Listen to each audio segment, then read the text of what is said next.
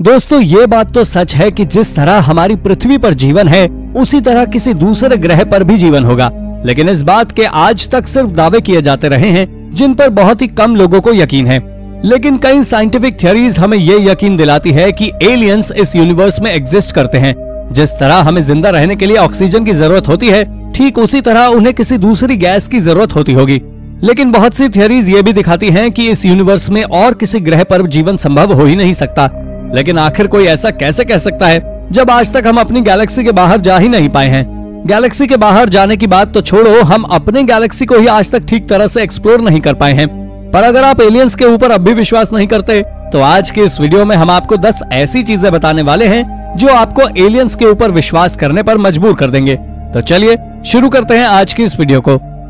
Number 10, the SETI institute.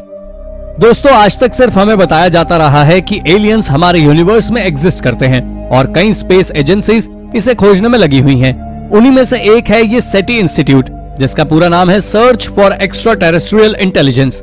ये बिना किसी फायदे के काम करने वाला रिसर्च ऑर्गेनाइजेशन है जो सिलिकॉन वैली में नासा एम्स रिसर्च सेंटर के पास ही स्थित है।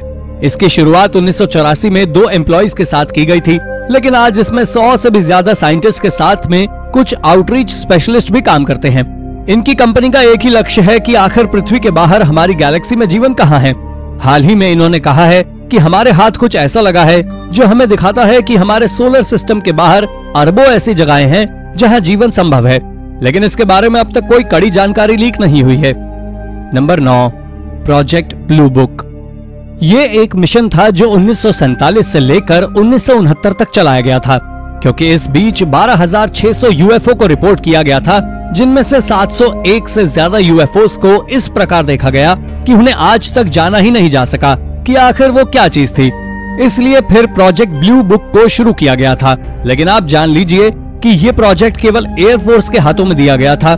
लेकिन मजे की तो बात ये रही कि एयरफोर्स के हाथ एक भी सबूत नहीं लगे कि यूएफओ पृथ्वी पर आए हैं। लेकिन ऐसा कैसे हो सकता है कि 12,600 यूएफओ साइटिंग्स के बाद भी एयरफोर्स के हाथ कुछ नहीं लगा। ये अब तक डाउटफुल है कि कहीं ऐसा तो नहीं कि हमसे अब तक कुछ छिपाया जा रहा हो। Number 8, alien debris pass through the solar system.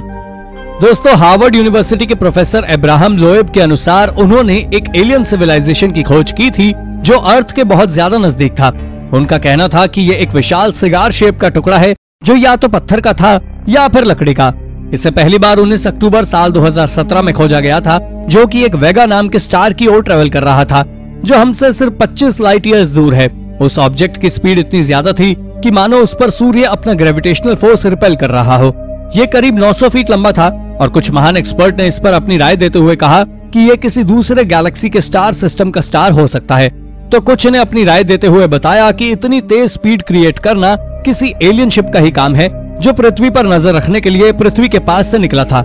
लेकिन ये क्या था, ये आज तक किसी को नहीं पता। Number 7, Paul Hellyer extraterrestrial intelligence. ये एक साधारण से दिखने वाले आदमी हैं जो कैनेडियन इंजीनियर, राइटर, पॉलिटिशियन और कमेंटेटर थे।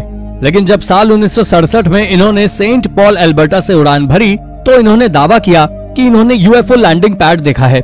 लेकिन शुरुआत में उसे किसी प्रोजेक्ट का हिस्सा बताकर छोड़ दिया गया। परंतु साल 2006 में पॉल ने एक स्टेटमेंट दिया जिसमें उन्होंने कहा कि वो यूएफओस पर विश्वास करते हैं और इतनी जल्दी कनाडा में फॉसिल फ्यूल से बनने वाली एनर्जी किसी और तरह से कैसे बनने लगी है।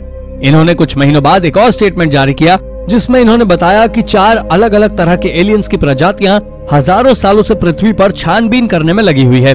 वो दूसरे स्टार सिस्टम से पृथ्वी पर आते हैं। अब ये बात तो एक मिस्ट्री है कि इनकी बात सच है या झूठ, लेकिन एलियंस के ऊपर विश्वास करने के लिए काफी है। Number 6, the Roswell UFO incident. दोस्तों साल 1947 में राइनशर मैक ब्राजील ने मैक्सिको में रोजवेल के बाहर एक टुकड़ा खोजा था जो देखने में ऐसा लग रहा था कि जैसे ये मेटालिक स्टिक्स, टेप और फॉइल को जोड़कर बनाया गया प्लास्टिक रिफ्लेक्टर हो। उसके ऊपर एक भारी पेपर जैसा मटेरियल चढ़ा हुआ था। उन्होंने इसे खोजने के बाद सीधा जाकर एयरफोर्स के हाथों में थमा दिया और एयरफोर्स वालों को लगा कि हो सकता है कि उनके ट्रक में जा रहे मेटालिक मटेरियल में से कुछ होगा। लेकिन बाद में उन्हें पता लगा कि ये मटेरियल ना आर्मी का है और ना ही किसी हॉट एयर बलून का। तब उस पर दावा किया गया कि ये यूएफओ का एक टुकड़ा है और उसके बाद से उसकी बात को पूरी तरह दबा दिया गया। पर आखिर वो ऑब्जेक्ट था क्या, ये आज तक एक मिस्ट्री बनी हुई है। Number 5, Kenneth Arnold sightings. आज तक आपने केवल यही सुना होगा कि यूएफओ केवल एक डिस्क की तरह गोल होती है या बूमरैंग के आकार की होती है, लेकिन क्या आपको पता है कि इसका पता कैसे चला था? तो आपको बता दें कि केनेथ आर्नल्ड ने इसे सबसे पहले एक्सपीरियंस किया था। उन्होंने 24 जून साल 1947 में 9 चमकते हुए यूएफओस देखे थे। उन्होंने बताया था कि उन ऑब्जेक्ट्स की स्पीड 2000 किलोमीटर प्रति घंटे की रफ्तार की होगी। उन्होंने ये भी बताया कि यूएफओस आकार में न केवल गोल होते हैं बल्कि बूमरैंग की तरह हल्की बेंड भी होती है, और इसके लिए उन्हें इसका पूरा क्रेडिट भी दिया गया था। इसी के चलते हमें आज मीडिया के द्वारा रियल और फ्रिक्शनल दोनों ही यूएफओस केवल गोल और बूमरैंग शेप के बताए जाते हैं, क्योंकि इतने ऊपर उड़ते ऑब्जेक्ट का आकार आसानी से पता नहीं किया जा सकता है। Number 4, Flatwoods monster. दोस्तों, ये बात 12 सितंबर सन 1952 की वेस्ट वर्जीनिया के फ्लैटवुड्स की है। जब दो भाई और उनका एक दोस्त ग्राउंड में खेल रहे थे, तभी उन्होंने देखा कि आसमान से एक रेड लाइट जमीन की ओर आती गई और आकर पास के फार्म में क्रैश हो गई। और उस बच्चे के दोस्त, माँ, कुत्ता सभी उसे देखने के लिए भागे, लेकिन उन्होंने वहां जाकर जो देखा, उसे देखने के बाद एक बच्चे की पैंट गीली हो गई। उन्होंने वहां एक 10 फीट लंबा पेड़ जैसा कुछ देखा, जिसका हरा चमकता हुआ चेहरा था और लाल रंग की बॉडी। इसकी इंक्वायरी के लिए इसे प्रोजेक्ट ब्लू बुक को दे दिया था, पर यह वाकई बहुत डरावना होगा। Number 3, mysterious radio signal.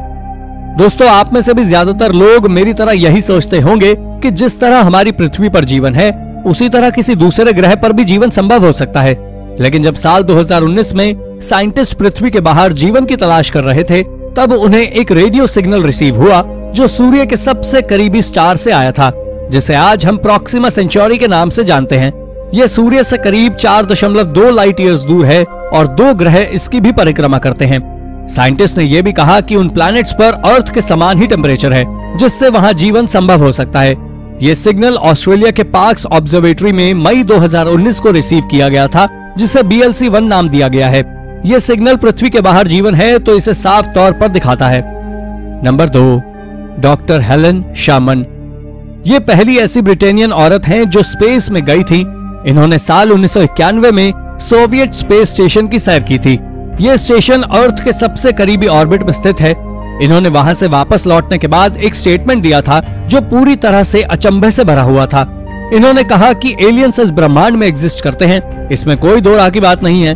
Doctor Sharman आज एक केमिस्ट हैं जो लंदन के इंपीरियल कॉलेज में वर्क करती हैं। इनका कहना है कि एलियंस न नाइट्रोजन और न ही कार्बन गैस में एग्जिस्ट करते हैं, लेकिन किसी अन्य गैस में ये जरूर एग्जिस्ट करते हैं, और इनका ये स्टेटमेंट बहुत अजीब और अनूठा है।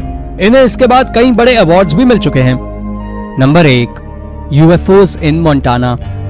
ये बात साल 1967 की है, जब रॉबर्ट सेलेस मोंटाना में एक मिसिलियस स्टेशन के हेड थे।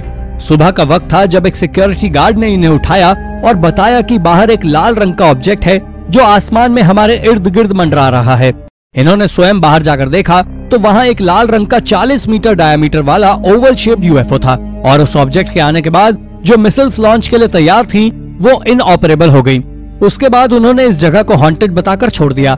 लेकिन सच तो ये था, जो ऑब्जेक्ट उनके पास आया था उसने एक अजीब सिग्नल छोड़े जिसके कारण मिसाइल्स इनऑपरेबल हो गई। लेकिन सच क्या था, आज तक कोई नहीं जानता। तो दोस्तों, ये थी हमारी आज की वीडियो, और अगर वीडियो आपको पसंद आई हो तो वीडियो को लाइक करें और चैनल को सब्सक्राइब भी कर लें। Thank you for watching.